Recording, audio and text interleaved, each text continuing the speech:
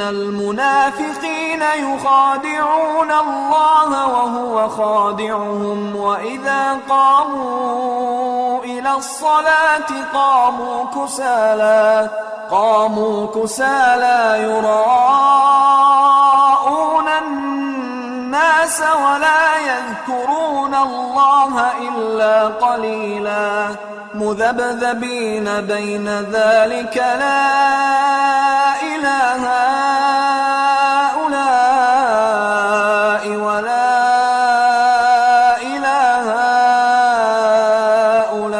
هؤلاء ومن يضلل الله فلن تجد له سبيلا يا أيها الذين آمنوا لا تتخذوا الكافرين أولياء من دون المؤمنين أتريدون أن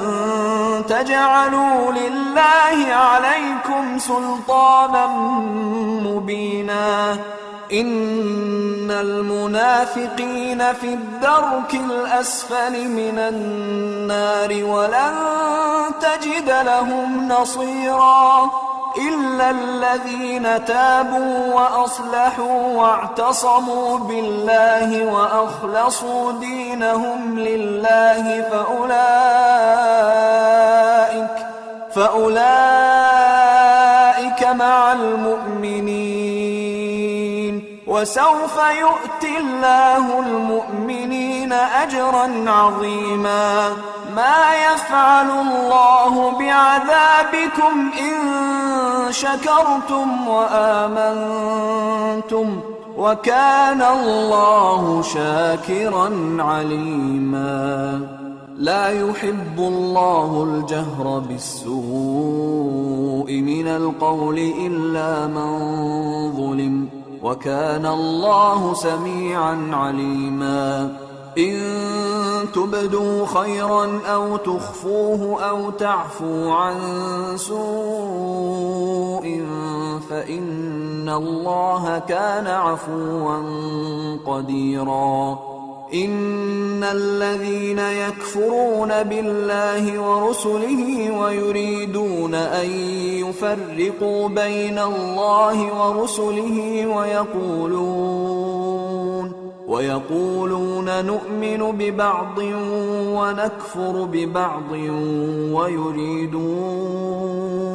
ويريدون أن يتخذوا بين ذلك سبيلا أولئك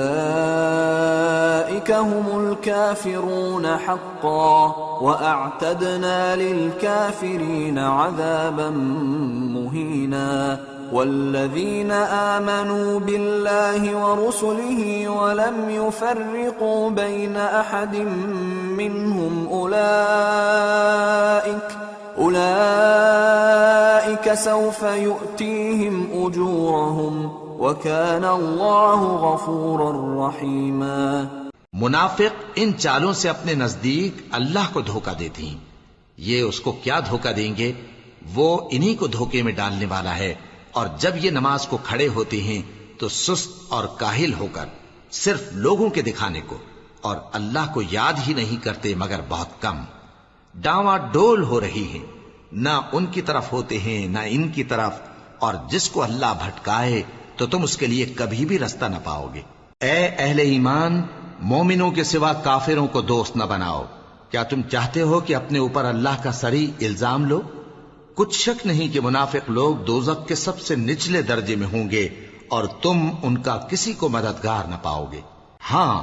जिन्होंने तौबा की और अपनी हालत को दुरुस्त कर लिया और अल्लाह की रस्सी को मजबूत पकड़ लिया और खालिस अल्लाह के हुक्म बरदार हो गए, तो ऐसे लोग मोमिनों के साथ होंगे और अल्लाह अनकरीब मोमिनों को बड़ा सवाब देगा। अगर तुम लोग अल्लाह के शुक्रगुजार हो और उस पर ईमान ले आओ तो अल्लाह तुमको अजाब देकर क्या करेगा, और अल्लाह तो कद्र शनास है, दाना है। अल्लाह इस बात को पसंद नहीं फरमाता कि कोई किसी को आलानिया बुरा कहे मगर वो जो मजलूम हो, और अल्लाह सब कुछ सुनता है, जानता है। अगर तुम लोग भलाई खुल्लम खुल्ला करोगे या छुपाकर या बुराई से दरगुजर करोगे तो अल्लाह भी मुआफ करने वाला है صاحب قدرت ہے۔ جو لوگ اللہ سے اور اس کے پیغمبروں سے کفر کرتے ہیں اور اللہ اور اس کے پیغمبروں میں فرق کرنا چاہتے ہیں اور کہتے ہیں کہ ہم بعض کو مانتے ہیں اور بعض کو نہیں مانتے،